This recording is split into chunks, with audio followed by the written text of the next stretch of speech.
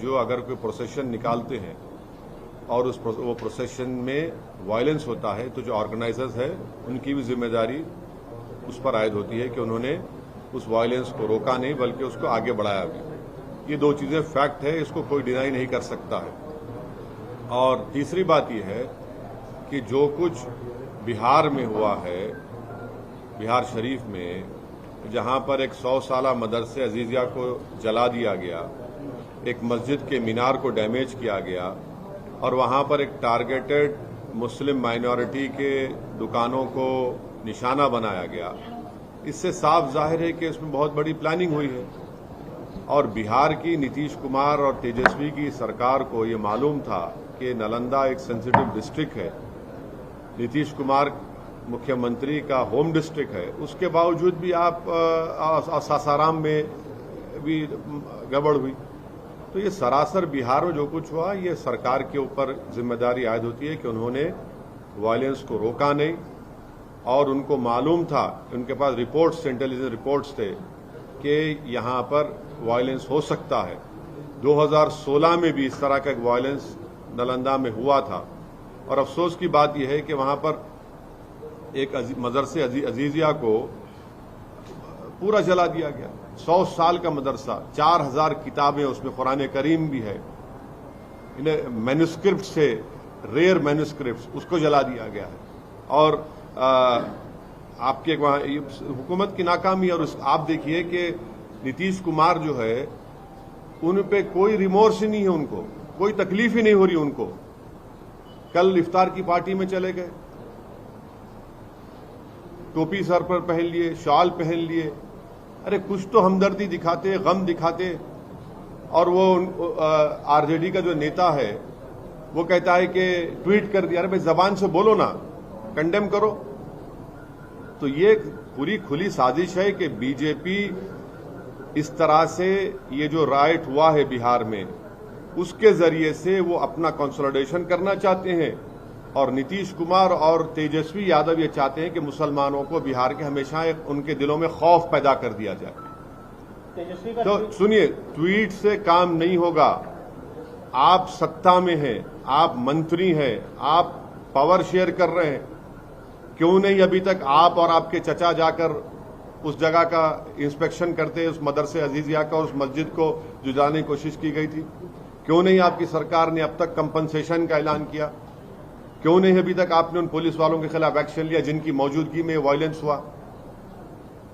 क्यों नहीं आप ये अरेस्टिंग जो लोग किए कर रहे हैं?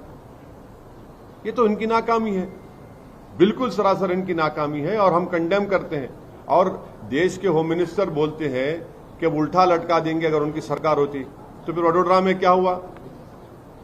उल्टा लटका देंगे तो कर्नाटका में इदरीस पाशा को जिसने मारा उसको उल्टा लटकाएंगे होम मिनिस्टर साहब। कर्नाटका में आपकी सरकार है ना, आपका मुख्यमंत्री है। इदरीस पाशा को रामनगर डिस्ट्रिक्ट से किडनैप करके 20 लाख रुपए रैंसम पूछा गया, 20 लाख रुपए, और नहीं देने की बुनियाद पर उसको आप मॉबलिज कर दिए, उसको उल्टा लटकाएंगे। जुनैद नसीर को हरियाणा में मार दिए ले जाकर, क्या होम मिनिस्टर अमित शाह उन जो मारने वालों को उल्टा लटकाएंगे?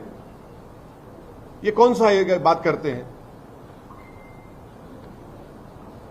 तो बंगाल के हिंसा को कैसे देख रहे हैं? मैं जो वायलेंस होता है उसकी जिम्मेदारी स्टेट गवर्नमेंट पर आयद होती है, वो उनकी नाकामी है। और जो प्रोसेशन निकालते हैं उन पर भी जिम्मेदारी आयद होती है कि उनका प्रोसेशन निकाला गया, उनकी भी जिम्मेदारी होती है कि वायलेंस को ना होने दें। ममता बनर्जी ने ये बोला है सर कि जहां से प्रोसेशन निकलता है वो मुस्लिम इलाके में नहीं जाए, और उन्होंने ये भी बात कही है कि सेंटर से लोग आए थे, 5 स्टार होटल में रुके थे और उन्होंने पूरी साजिश रची है। तो आप क्या सो रहे थे? होटल में रेड मारना था, आप उनको उठाना था एक होटल से उनको। और अगर जुलूस का परमिशन जो एक रूट दिया गया था, अगर रूट से अगर कोई डाइवर्ट कर रहा है तो आप उनको रोक देते वहां पर। हर प्रोसेशन का एक रूट मैप होता है ना, आप रूट मैप को फॉलो करिए। तेलंगाना में भी हेट स्पीच का मामला सामने आया था रामनवमी के दिन। केस तो दर्ज हुआ है लेकिन कोई पुख्ता कार्रवाई नहीं। हम तेलंगाना सरकार से इस बात का डिमांड करते हैं कि जिस शख्स ने वाहियात बातें की हैं उसका बेल का कंडीशन यही था कि वो दोबारा इस तरह की बकवास और हेट स्पीच नहीं देगा।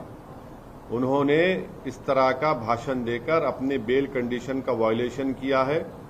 हम उम्मीद करते हैं कि हाई कोर्ट में उनका बेल कैंसलेशन के लिए कमिश्नर ऑफ पुलिस और यहां का एडमिनिस्ट्रेशन उस पर एक्शन लेगा और उसी शख्स के खिलाफ महाराष्ट्र में भी एफआईआर हुआ है। तो वो बार बार अपने ही बेल के कंडीशंस को वायलेट कर रहे हैं और ये फिट केस है उनके खिलाफ लीगली आगे बढ़ने के लिए। और संगारेड्डी में जो पटनचेरू में जिस 3 बच्चों को मारा और पीटा गया मार्केट के मामलात में, कल मेरी डीएसपी संगारेड्डी से बात हुई है। उन्होंने मुझे यकीन दिलाया है कि वो अनलॉफुल कन्फाइनमेंट और असॉल्ट का केस बुक किए हैं। मैंने उनसे कहा है कि सर वो उसमें सेक्शन लगाइए 307 अटेम्प्ट टू मर्डर का, क्योंकि एक बच्चे का हाथ टूट गया, दूसरे बच्चे के दांत टूट गए हैं। तो खैर उनको नहीं पता था। आज हमारे पार्टी के लोग वहां गए हैं, उन बच्चों को भी लेकर गए, केस रजिस्टर हुआ है और उन्होंने मुझे यकीन दिलाया कि अनकरीब में उन तमाम जो एलिज्ड एक्यूज है उनको जल्द से जल्द गिरफ्तार किया जाएगा। इस तरह की घटनाएं घट रही हैं। How do you see the violence happened in Bengal and the blame game is on? Who is responsible? One side BJP saying that Trinamool leaders are saying that it's BJP. The issue is that this violence has taken place in a procession, and that procession permission was given by the state government of that respective state. So the responsibility lies at the organizers of the procession and also at the doorstep of the state government, because it is the failure of the respective state governments